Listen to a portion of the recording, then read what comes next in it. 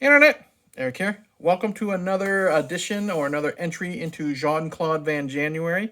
Uh, every month this year we'll have a theme, and the month of January is Jean-Claude Van January. Nothing but Jean-Claude Van Damme movies being discussed unless I have other things planned like live streams or interviews. And today I'm going to discuss basically a first time watch. I've only seen it one time over 25 years ago. Today I'm going to discuss Timecop. Now, if you're new to my channel, welcome. I discuss plot spoilers, specific scenes, what have you. Time Cop came out in 1994. Jean-Claude Van Damme plays a cop named Max, and the movie starts out, and he is having sexy time with his wife. His house is broken into by a couple of thugs. He is shot and left for dead. She dies as the house blows up. 10 years later, Max is now a police officer working for some type of division on the force that deals with time travel. Time travel is made possible, and he is basically in charge of stopping people who go back into time to change the past to make their life for the better. He brings them in. They have the trial. They're taken care of. Yada yada yada. He meets up with Ron Silver, who is a senator in his time, who is now going back in time to fund his campaign so he can become president, and Van Damme finds out that there's a lot of shady stuff involved. Because you're not allowed to go back into the past to change bad things or, again, help your future, so Jean-Claude is also not allowed to go back to save his wife. Really enjoyed this one. Let's get to the acting. Jean-Claude Van Damme, never going to win an Oscar. Never going to win an Oscar. The main problem is we're supposed to believe this love story with him and his wife, played by Mia Sara from Ferris Bueller's Day Off and Legend. And I just don't buy it. I don't buy it on his side, not from him. Van Damme was never hired because he's a good actor. He was hired because he looked good, he was an attractive man, great body, and he can kick a lot of ass. When he's trying to seduce, like flirt with Mia Sara, it comes off wooden. It literally sounds like he's reading off cue cards. It's really bad soap opera type dialogue from him. It's garbage. When he's talking to his coworkers, one's Bruce McGill, who I always love from Animal House, and he's in everything. Quantum Leap, a couple episodes of Quantum Leap, Tales from the Crypt. Bruce McGill's in everything. He's okay, Gloria Rubin is in it from ER when they have a little relationship. Not relationship like sexual, but work relationship. She's like internal affairs type of thing. She has to go with him into the past to stop something. He's fine with her. But when it comes to the romance stuff, he sucks. Mia Sara, God bless her, tries her best to make this relationship seem real, but she can only do so much. She looks gorgeous. She tries her best. She dies. And then she's out of the movie until the very end because all of Jean-Claude's actions, of course, lead back to the night when his wife was killed. And then we get to see more of her. And she's pretty good when she meets up with Van Damme. I do really like the scene because you're not allowed to have future version and past version come together. They're not supposed to be like in the same plane of existence. And if they touch, bad things can happen. I really like the scene where, they're recreating the scene in the mall in the very beginning when Van Damme's trying to seduce her, flirt and all that stuff. He's horrible.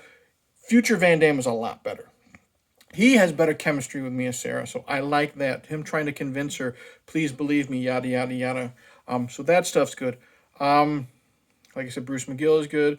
Gloria Rubin is good. And the other actors, Ron Silver is a sleazy politician. I hate him with a passion, but in that way that you're supposed to hate the villain. So he does pretty good. So overall, the characters, other than when Van Damme's trying to be sexy and seductive, it's decent. The action, it starts off slow. And that's just me. A lot of the action seems quite like it's not very fast-paced martial arts. A lot of it is Van Damme dodging bullets. His very first fight is a lot of grappling, and he's trying to get out of the guy's I mean, he's trying to get out of the guy's hold, and he runs up the wall to the ceiling to get out. That's kind of neat, but a lot of the times it's slow punching, slow kicking. It's like, those videos we see of fat Steven Seagal right now throwing those guys on the ground. There is that cool fight when the two guys, we've seen it all the time. It's in the trailer. They break into his apartment, and he's fighting guys with knives. They knock down the water cooler. They try to zap the floor with a stunner, or what do you call it? Taser. The cops have, and he has to do his splits that he has to do in every fucking movie above the water and kills the guy. That's cool. But when he's fighting the other guy with the knife, it's like the other guy has two knives, and he's going after Van Damme like this. And Van Damme's literally like that. And like the guy, Van Damme's not even really putting in any effort to block the knife. So why don't you just stab him in the leg, hurt him, and then cut his throat?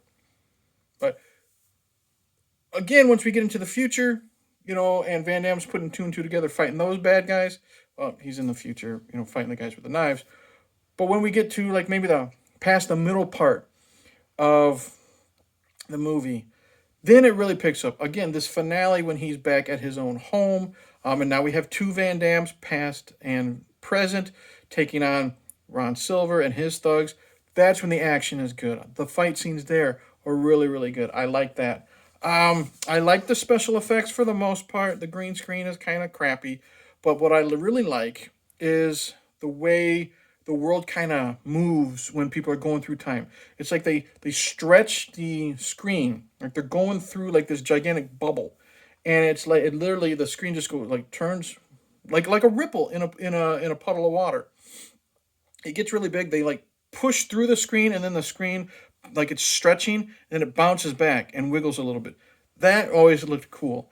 I love the scene. We've seen it in the trailer where he shows up and he comes out of the future and he's walking down and he's in the highway and he has to get down under a tanker, a tank truck that drives over him. That's fun. There are some problems. It is super fucking cheesy. His wife is killed in an explosion. Okay, in the very beginning. Quickest fucking bomb that ever happens. He's left for dead. She's screaming. She's banging on the window. And then suddenly, boom, blows up.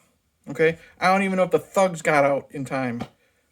Now, when they're recreating that, because when he is, he's now attempting to save her, and they're recreating it, it's like the slowest fucking bomb in the world. Like, this is like worse than the cheesy 10 seconds mean 10 minutes of film. This is like the slowest bomb in the world.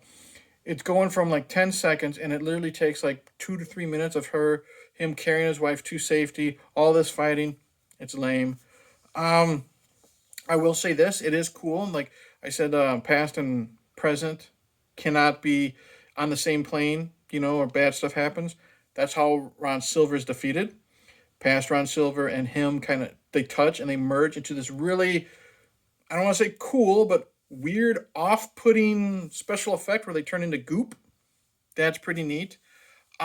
I do like how they talk about going into the past can change the future, so you can't kill Hitler because something that could possibly cause something bad to happen. Kind of like that Stephen King movie where a guy goes back and stops the Kennedy assassination and it ends up being the end of the world, that type of thing. There are times when Van Damme returns and Bruce McGill doesn't remember who he is. Or he never had a partner, Gloria Rubin, that type of stuff. So they keep going with that. Now, you can put two and two together. He's going to save Mia Sarah. Everything's going to be happy. She was going to tell him she was pregnant in the very beginning. Boom, house blows up. He finds out she's pregnant later on, blah, blah, blah. The movie ends. He's walking up to the house. She's out there. And a little kid runs out, Dad, Dad, Dad. The reason why I don't like the ending is because I feel bad for Max. Because he doesn't have any of these past memories. So his kid's like 10 years old, doesn't even know the guy, or doesn't even know the child. And it's just, hey, Mom said you're going to barbecue hot dogs. Is that going to be great? Yeah, that'll be great. And that's it. And then they go into the house and have fun or whatever. It's just disappointing. It's kind of lame. It's cheesy. It's schmaltzy. And then I feel bad. Be like, maybe, the future is constant. Kind of like the whole or the present is constant, kind of like the whole Bill and Ted thing. But the fact, I just feel bad for him that he's got this 10-year-old son and he has no connection to him. So that's kind of lame. Timecop. I do really enjoy it. If you're a fan of Van Damme, and especially 90s Van Damme, I do recommend it. It's not as fun as something cheesy and stupid as Street Fighter or Bloodsport or Kickboxer. It does take a while to ramp up, in my opinion. But once he finally gets to the day of, I guess you'd say, the execution of his wife, and then he finds out she's pregnant. The two Van Dams have to avoid each other, and then they have to work together to stop the bad guy. That's when it really gets good, and that's when I recommend this movie. Not one of the best ones, but it is fun once you finally get over that little bit of a speed bump and start coasting down. So that's it. Thank you for watching. Like and subscribe. Comment below. What do you think of Timecop? Love it, hate it, don't want to fucking watch it. This Saturday, 6 p.m. Central Time, my interview series is coming back with Germ T. Ripper. He is a pro wrestling ring announcer, podcaster, lots of stuff we're going to talk about. Going to be a lot of fun. And Van Damme wise, let's see. I'm thinking next up I'll probably talk Bloodsport, maybe Replicant, and Sudden Death. Why the fuck not? So like and subscribe, all that jazz. Click the bell. I've already said that stuff. It's going to be a fun January. Predicting. It's going to be a lot of fun. And then February, I got a new theme. Cheers.